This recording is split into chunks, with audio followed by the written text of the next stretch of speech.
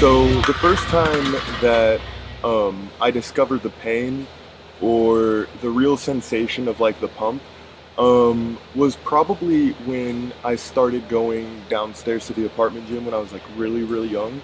And I was so young that I couldn't even do the the actual like weight. I would have to take the pins out of all of the machines because I was so weak that I could only lift like the handles. And I was probably like 10 or 11 at this point, right? Just messing around at the apartment gym. And then I noticed like my muscle would start getting the pump. Right at that time, I didn't know what it was, but it was the pump. And I noticed it and I was like, whoa, this feels weird. And I would like flex my bicep and it would feel different. And then I noticed like the more I did it, the harder it got to do. And it was painful, yes, but it was like a hurt so good type of pain. So I think it was kind of an instinctual sort of like, this is good. This feeling feels like it's making my muscle bigger, almost like an instinctual type of thing. And ever since then, I was just kind of hooked on the feeling itself.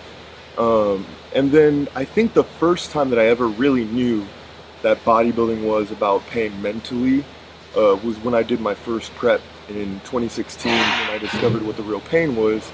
I remember my old coach telling me that the worse you feel, the better you look, and that always kind of stuck in my head. So it always kind of almost made me paranoid to not feel like crap during my prep, because I felt that if I didn't feel like crap, then I wasn't going to come in with the proper look that I needed to look like. So chasing the pain I knew was always kind of an instinctual thing, that I knew that meant I was stepping out of the comfort zone, and me stepping out of the comfort zone meant that I was growing and I was going to achieve something that I hadn't done before. So yeah.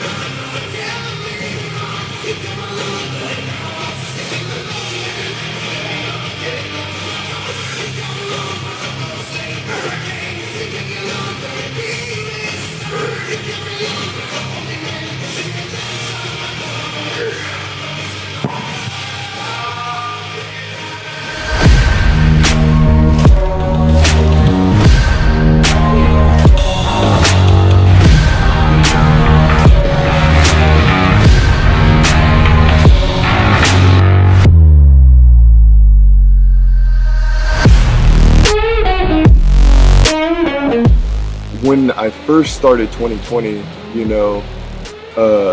I started prep basically back in kind of late December, middle of December, and I was rocking and rolling all my pistons. I was working out twice a day. I was doing cardio more than I've ever done. I was at, probably a 4-pound rate of fat loss, which was maybe, too fast. But I was being so aggressive. I was posing every day. I honestly felt like I had never in the entirety so far of all my preps had been this intense and this hardcore into the training. So if anything, I was excited. I was excited to see how much more this hard work would yield in terms of the results. And as the year kind of progressed, it got more and more apparent that, the efforts that I had been putting in might have been in vain, or at least that time it felt like it was in vain. So it's been a huge mental battle in my head, having one voice in my head telling me to keep going, telling me that, all these people are watching you, and, obviously, do it for yourself. You've come this far. You want to step on that Olympia stage, everything. And then you have the other voice in your head that's kind of telling you like, man, what are you really killing yourself over this for? Like, what is this? What is the purpose of all of this? Even if you do achieve everything you wanted to do in the long grand scheme of things, what does it even mean?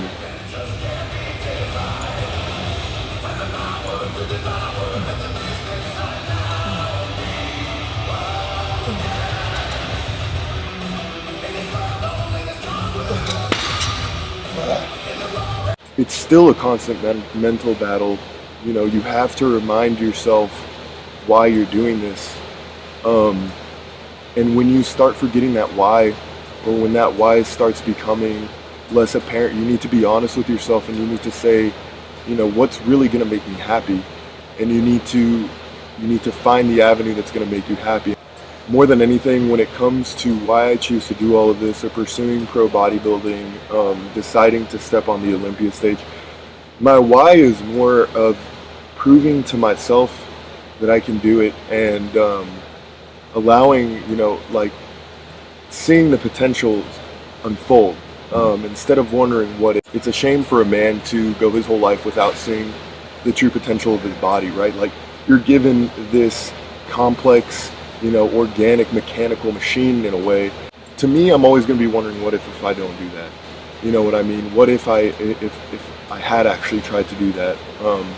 But I can honestly say that I'm not wondering what if anymore, because I know that I'm doing it. I know that I'm trying as hard as I can, and a lot of it is just proving to myself, like, can you really do this? Are you really, like, as strong as you say you are? Like, who do you want to be when you look in the mirror, like, and you see yourself? Who do you want to be? If you had a version of yourself that was a child, you know, would that child looking up at the future self, would he go, cool, whoa, like, I can't believe I became that person? Or would he be disappointed and think that, you know, wow, like, that's not what I expected? And I think those type of questions are what really drive me, you know?